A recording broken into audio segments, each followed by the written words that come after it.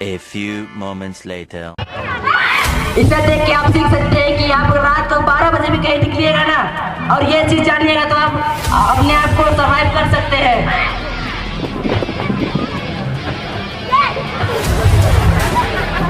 मजा आ रहा है ना?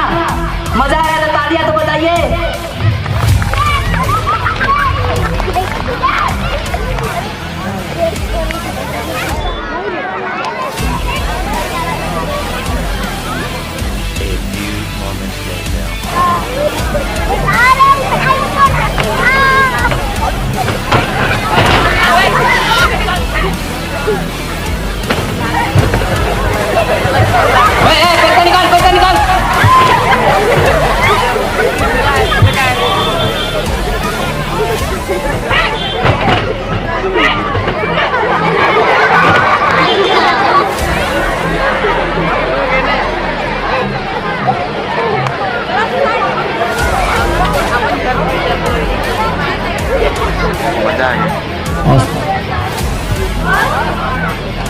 आप सभी के बीच सेंट थॉमस स्कूल के बच्चे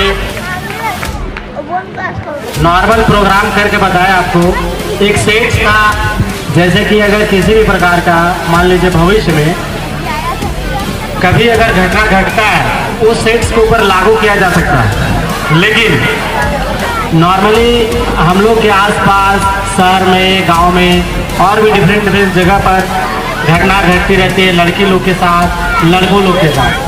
अगर एक लड़की को इस तरह का अगर कला पता नहीं होगा अपने फ्यूचर्स के लिए, निपुण राव अगर आप आए हैं तो प्लीज स्टेज पे आ जाएंगे।